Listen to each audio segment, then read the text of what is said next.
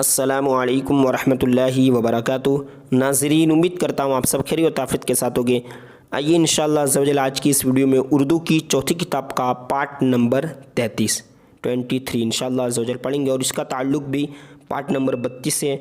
कुछ paragraph part number 32 में हो चुके हैं और कुछ पैराग्राफ यहाँ से बाकी है, तो आइए मुकम्मल कर लेते हैं। इससे पहले एक बात बताना मैं आपको ज़रूरी समझता हूँ कि पार्ट नंबर 29, 30, 31, 32 से ये बहुत ही बेहतरीन तारीख़ की बातें और हिस्ट्री की बातें और मुसलमान के जो बादशाह थे, मुसलमान बादशाह, उनकी हुकूमत और उनकी हिम्मत और उनकी जो बहादुरी है, इस पर मुश्तमिल अच्छे अच्छे वाक़यात हैं। तो आप पार्ट नंबर 29, 30, 31, 32, 33 इसको अच्छे से देख सकते हैं अगर आप हिस्ट्री में इंटरेस्ट रखते हैं। आइए आज का जो सबक है वो शुरू करते हैं इस पैराग्राफ से। बिस्मिल्लाहिर्रहमानिर्रहीम।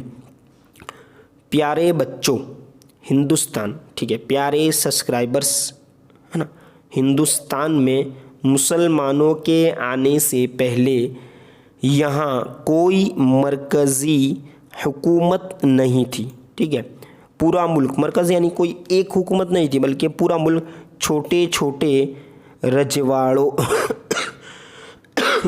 सॉरी, ठीक है, छोटे छोटे रजवाड़ों में यानी हिस्सों में बिखरा हुआ था। हर रजवाड़े का अलग अलग राजा हुआ करता था, यानी हर राज्य का, है ना, हर शहर का अलग अलग मतलब, और उस वक्त हिंदुस्तान भी बहुत बड़ा था। इस तरह पूरे मुल्क में बेशुमार राजगान यानी बहुत सारे राजा की खुद मुख्तार हुकूमतें कायम थी। देखिए ज़्यादा है ना, हुकूमत लिखते हैं सिर्फ ता, लेकिन अगर ज़्यादा हो हुकूमतें तो गुन्ना आएगा, इस तरह थी तो गुन्ना के साथ, जिन पर किसी बड़ी हुकूमत का कंट्रोल नहीं था।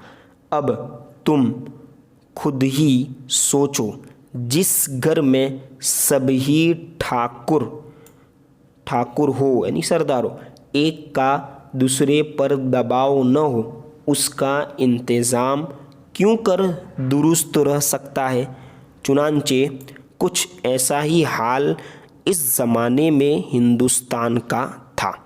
ठीक है, अच्छा, कुछ ऐसा ही हाल उस ज़माने में, है ना, क्योंकि अभी तो सही हाल है, सही भी नहीं है, कहाँ है, पूरा मुल्क फलाहो बहबुद के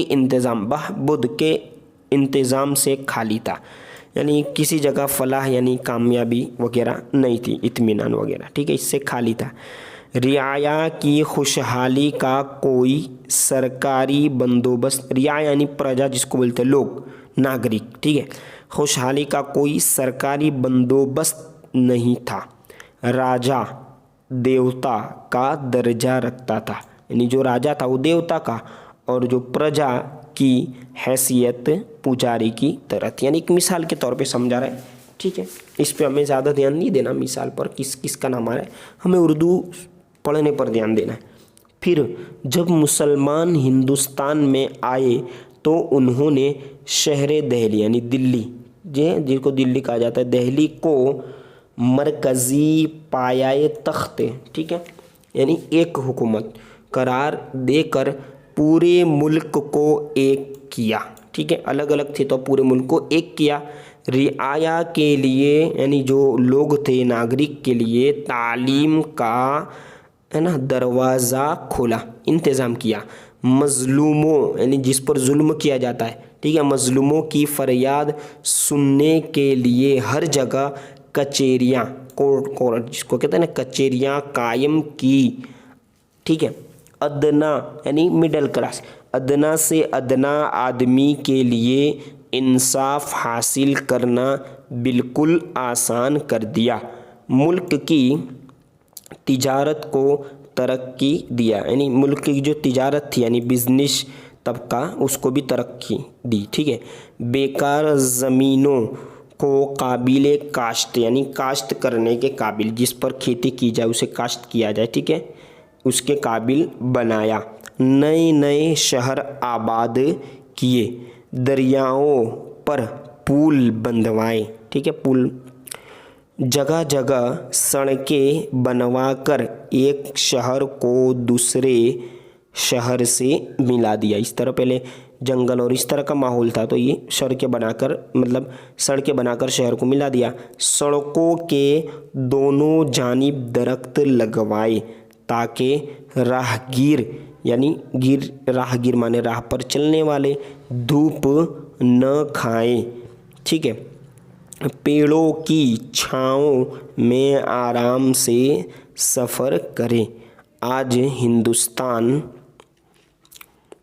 की जो सबसे लंबी सड़क, ठीक है, सबसे लंबी सड़क ग्रांड ट्रंक है ना, देखिए